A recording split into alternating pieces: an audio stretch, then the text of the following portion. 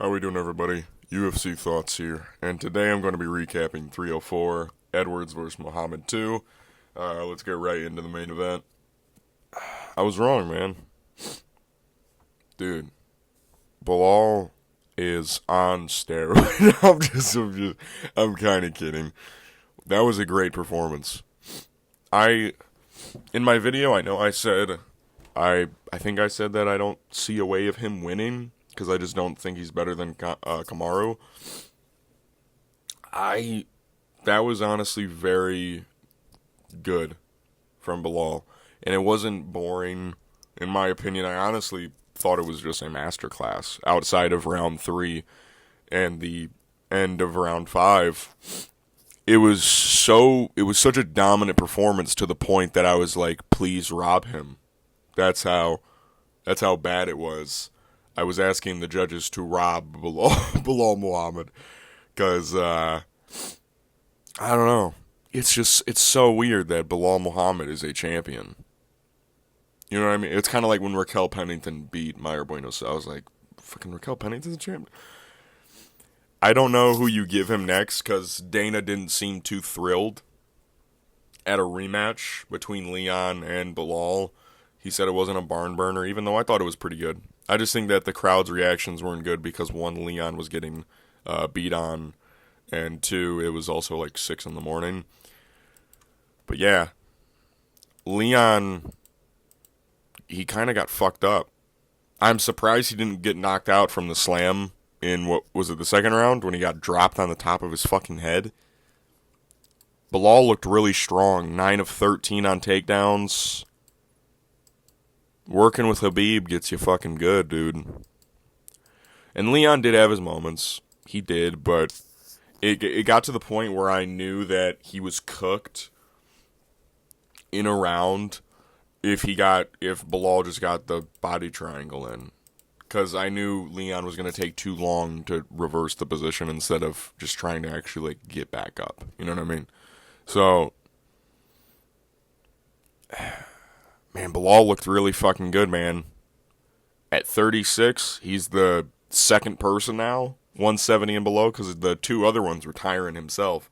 So Belal becomes the second person, the 3rd title winner, 35 years plus, 170 and below. It's still 0, 155 and below, but 170 has had Woodley and Muhammad do it. Great shit. He honestly, even on the feet, he looked good. Like, it wasn't, like, crazy technical.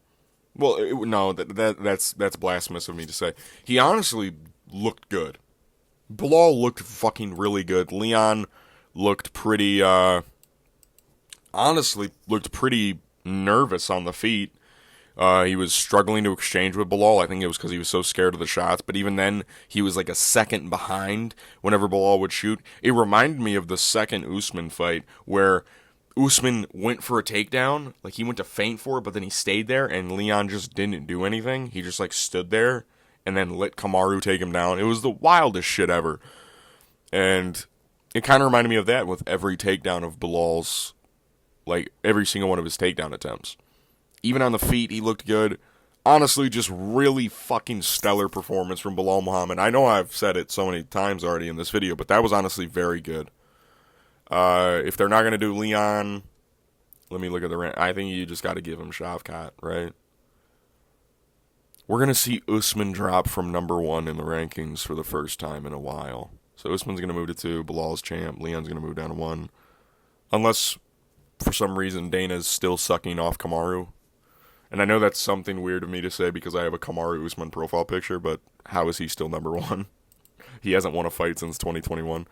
I think you just got to give him Shavkat. I think if you're going to not do the rematch with Leon and Belal, you do Leon versus Jack Della Maddalena, and then you do Shavkat versus Belal. Because after seeing that, I don't think anything different happens. How's Leon going to defend those takedowns? How's he going to defend the pressure? Because that was one thing I did say in my video, was I knew Leon does get tired, and I knew when Belal won the first 2 rounds, I was like, dude, that's it.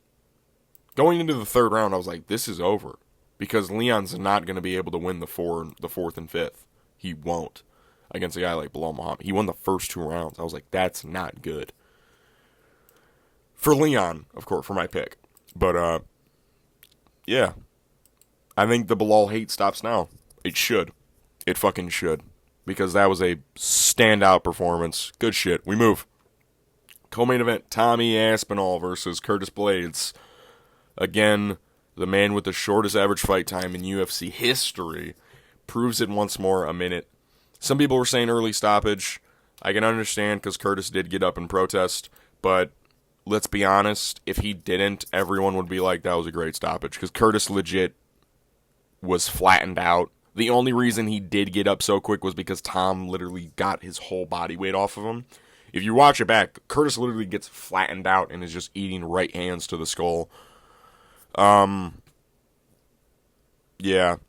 I was a little worried early because Curtis was landing some straight punches, or so it seemed. I know most of them probably missed. It's one of those situations where it looks like he's landing, but he probably wasn't. I feel bad. I do feel bad for Curtis, though. It's kind of shitty to see that happen. You know what I mean?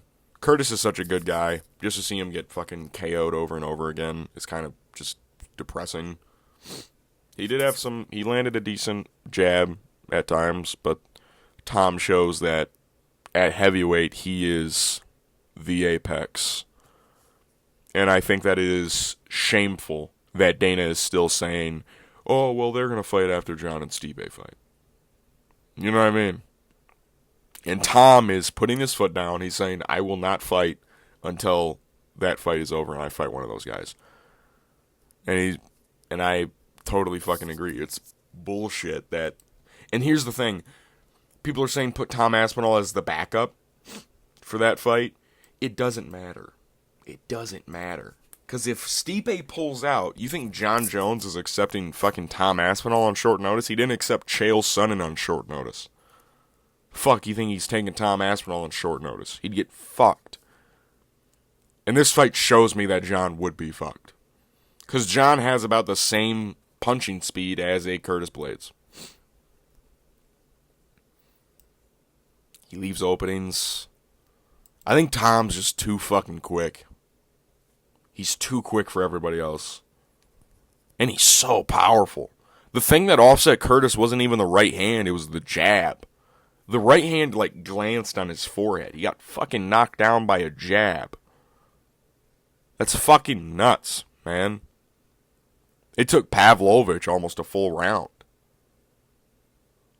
I see people still saying to the day, oh, who's Tom Aspinall fucking beat? You know who he's beat? He's beat number 3, he's beat number 4, and he's beat number fucking 5. And John Jones is still fighting number fucking 6. And if you want to add more, Tom's also beat number 9, Sergey Spivak. Right there. And number 8. He's beat number 8, number 9, number 5, number 4, number 3. Fuck's sake. John Jones' dick riders will never fucking stop, man. Just face the fact, Tom would fuck him up bad. And I'm one of those guys where it's like, I'll never count out John Jones. I'm counting him out. Because Tom Aspinall is him. We move. Featured fight. King Green versus Paddy Pimblett. The fight up to the point of the sub or the takedown attempt, I thought it was a little surprising how slow they were going, how patient both of them were. It kind of reminded me of the Cop and Makayev fight where it's like they were about to go at each other, and then for the first couple of minutes they're kind of just like fainting at range. Bobby was talking, Green was talking a bunch of shit in the cage. He was like, fucking right here, right here.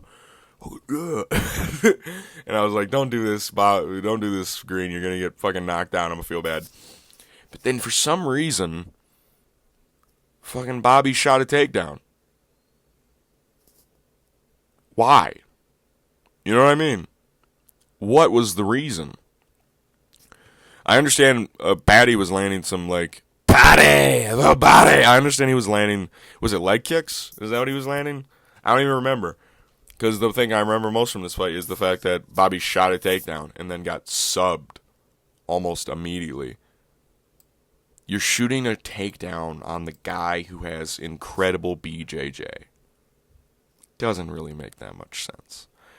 Great. By the way, I'm not taking anything away from Paddy's performance because that was incredible. The submission transitions he did, transitioning from the guillotine to the triangle because he realized he wasn't going to get the guillotine. He saw his head was popping out. Got it in a triangle, fucking switched it to the triangle armbar. Dude, that shit was fucking gorgeous. I do feel bad for Green because not only did he get choked unconscious, I'm pretty sure he broke his arm. I'm pretty sure that Paddy broke his right arm. So that doesn't feel good. So we probably won't see Green for a while. Paddy! Little Paddy! Top 15. Who do you give him next? Who do you give him next?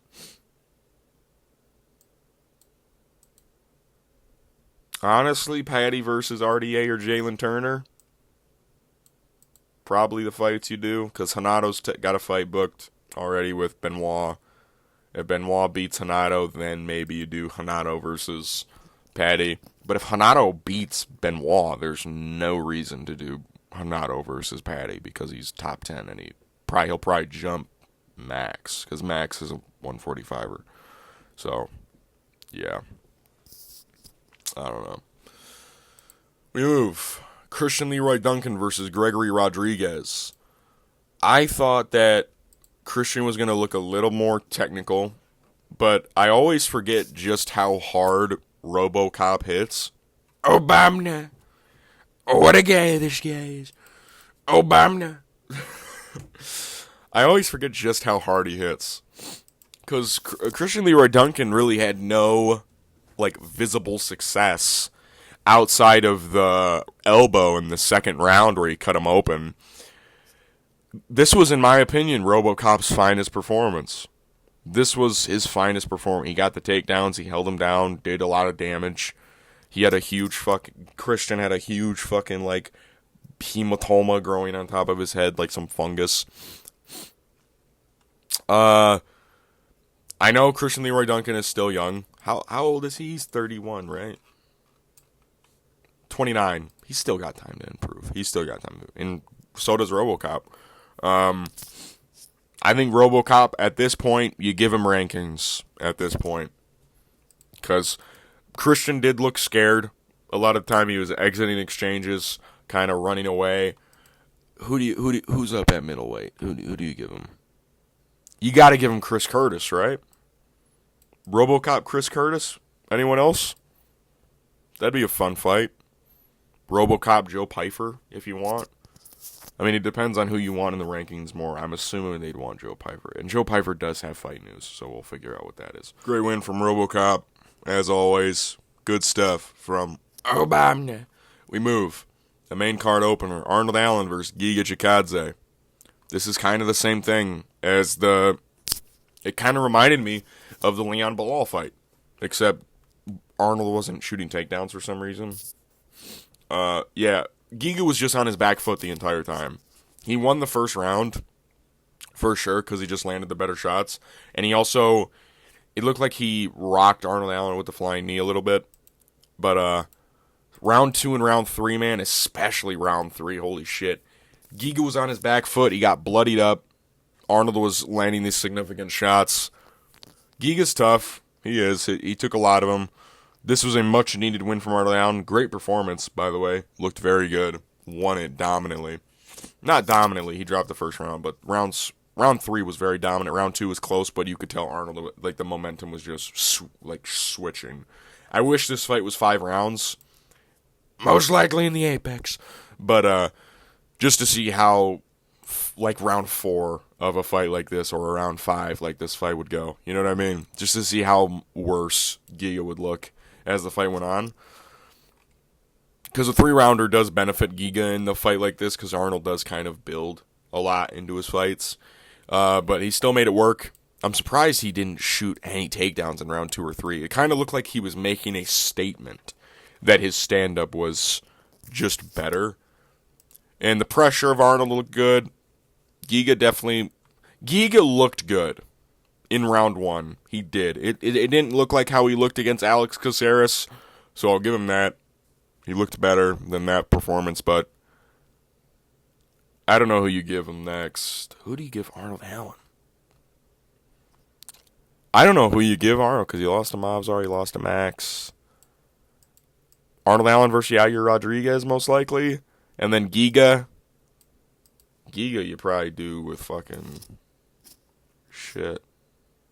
Giga Lerone Murphy, maybe? If they don't do Lerone versus Josh Emmett. I don't know. It is what it is. We move to the featured prelim. Nathaniel Wood versus Daniel Paneda. I'm honestly surprised Daniel won the third round. I thought his most success would be in rounds 1 and 2. But Nathaniel Wood looked really good on the feet. Sorry. Excuse me. Nathaniel just looked really good on the feet, really sharp. Landed a lot of hard shots that I'm surprised Daniel was even able to eat, considering how the fact that he got knocked out by Cub Swanson. But Nathaniel looked really good. Boxing combos were on point. Daniel Paneda was kind of just like throwing wild overhands just to see if they'd land. But yeah, very good win by one Nathaniel Wood. I don't know who you give him next. He's close to the rankings again at featherweight. So give him whoever you want. But Daniel Paneda, you feed him to another wolf at featherweight. Whoever you feel fit, I guess. We move. Molly McCain versus Bruno Brazil.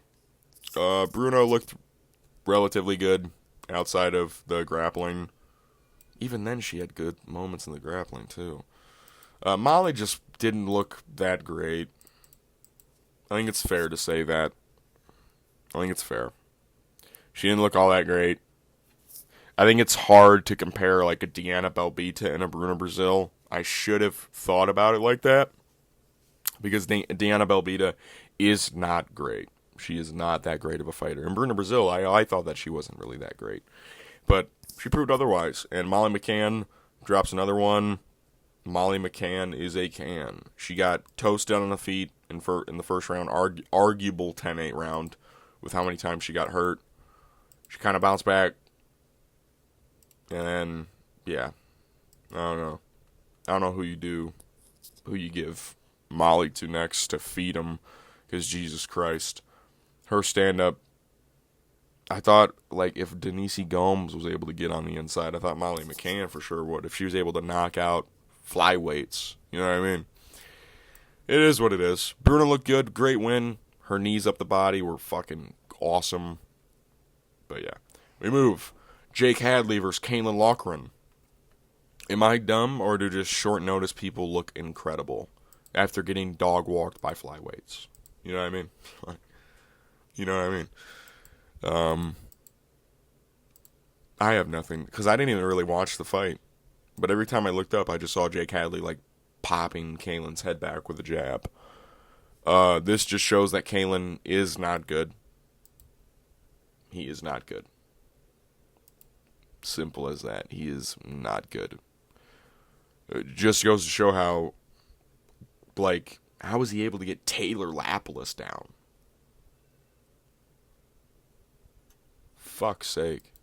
Jake looked decent from what I was watching. He should honestly stay up at bantamweight, because he's not going to be anything at flyweight. We move. Muhammad Mokaev versus Manel Kape. Or the former UFC fighter, Muhammad Mokaev, as I should say, because Dana White announced at the post-fight press conference, Muhammad Mokaev is no longer under contract with the UFC, and they will not re-sign him. Yay. And honestly, it is upsetting to me that they did cut him, because I wanted everyone to see how a fight between him and Pantoja would go, because I hate how people were saying that he would beat Pantoja. No, he wouldn't. Muhammad Mokaev would get butt-fucked by Alexandre Pantoja, and I'm happy that everyone now realizes this. People were saying I was stupid for putting Tatsuro Taira as who I think the next champ will be. Muhammad Mokaev isn't shit. He arguably has lost his last 2 fights. I knew they were going to give the decision to him, but Manel Kape kind of deserves it. It's kind of like the Mateusz Nicolau fight, where you could argue that he won, but he kind of just didn't do enough. And I understand Manel did injure himself in the second round. And also, here's the thing, Muhammad Mokaev is a stinky fucking cheater because he almost pulled down Manel Kop's shorts in the round. He legit fucking showed his bare ass to the crowd without consent. Should have taken a point. Poked his eye, kicked him in his nuts a couple of times, just for good measure. And these guys decide to hug at the end. These fucking losers! It is what it is. I thought this fight was going to be better. It wasn't. Muhammad Mokaev, ready to learn? You ready to speak PFL knees, buddy? You're cooked. I don't know who you give Manel Kop to next. But, yeah. Fuck you, Muhammad Mokaev, you fucking bitch. We move. Obon Elliott, Preston Parsons.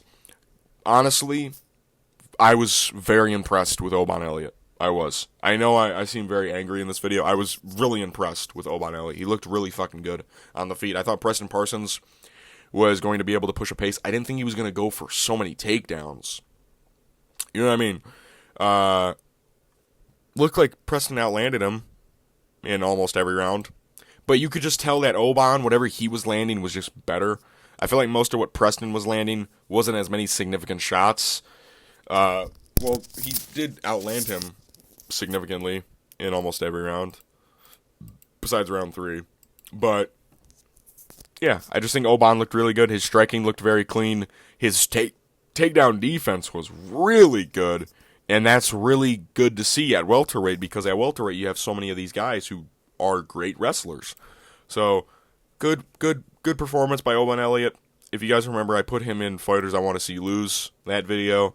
I don't want to see him lose anymore. That was kind of just me hating on him because he had to wrestle Val Woodburn. His striking looked very impressive in this bout. Good on him. Preston Parsons, yeah, I don't know. Probably should have committed more to the stand-up when, you know, in round 1 you went 0 of 2, in round 3 you went 0 of 4, round 3 you went 1 and 3. You know what I mean? In round 3 you probably should have, you know, tried to cook him with the striking, but it is what it is. We move. Modestas Bukauskas versus Marchin Pacquiao. Great win for Modestas. Crazy fight as well. What a fight this was. It was the first round. Modestas kind of like dropped him a little bit. He didn't drop him. He hurt him, and then he just landed the better shots. Marchin outlanded him a lot. Most of it was leg kicks, but Modestas landed the best shot of the round. Round 2 was very weird because it's like Modestas dropped him, but Marchin rocked him really bad with the head kick up close, which, by the way, that's nuts that a big man like that can throw a lead question mark kick in that range. Then round 3, Marchin comes out swinging for the fucking fences, and then Modestas gets the clinch, takes him down, subs him. Great win for Modestas. Needed as well. And Marchin Pacquiao is again a 50-50 fighter that somehow gets knocked out by Sam Alvey and beats Khalil Roundtree. So, it is what it is. We move. Sam Patterson, Kiefer Crosby. Again, really good performance. Head and arm choke by Sam Patterson. Kind of what I expected to happen. Kiefer, again, not that great. His boxing is good. Sam Patterson, honestly, his striking looked improved as well. I'll give him that. His striking did look improved. Great win. Needed win from Sam Patterson. Got the takedown. Subbed him almost immediately. That's what we need to see. Another welterweight guy on this card. Great win. Kiefer, go back to influencer boxing, dude. We move. Mick Parkin versus Lucas Breski. Crazy win. Crazy win for Mick Parkin. Good shit. Knocked him out. That's what we need to see from you, Mick. That's what we need to see from the ogre. That he has power. I know Lucas kind of is a chinny guy, but Mick fucking floored him, dude. Great win. On the feet, you could tell that Mick was just a little bit more technical. Lucas was landing some solid right overhands, but Mick was just, his jab was working wonders. Good win. We move to the start of the fight. I don't know why I phrased it like that. Shauna Bannon versus Alice Ardeline. I didn't even watch this fight. I was swimming. I don't know who won. By the numbers, it looks like Shauna won convincingly. She outstruck her in every round totally. It looks like Alice went for a wrestling approach. I literally only saw the last minute and a half of the third round. So I don't know. Looked like a decent fight, I guess. I don't know. All I remember from Alice is the fact that she's kind of like a rowdy girl and she has an OnlyFans. So Shauna probably had another weird performance, kind of stinky. But yeah, 304, the prelims were good on the early side. When it got to the actual prelims, like the Mikhaev up, besides the Nathaniel Wood fight, it was kind of stinky. Like, Jake Hadley, Kalen Loughran was fucking terrible. Mikhaev Cop, for most of the fight, was fucking terrible. The main card was good. Arnold Allen, Giga Chikadze was fun. CLD, Gregor Rodriguez was cool. King Green, Paddy Pimblett, sub in the first round. Tom Aspinall, Curtis Blaydes, knockout. Belal Muhammad, skunked and punked Leon Edwards. Belal's the champ. Woo! I'm going to try and get a video out for you guys this week. I don't know what it's going to be. I'll come up with something. And then, of course, we're in Abu Dhabi Fight Week. Sandhagen, Nurmagomedov. I'll see you guys then. Peace.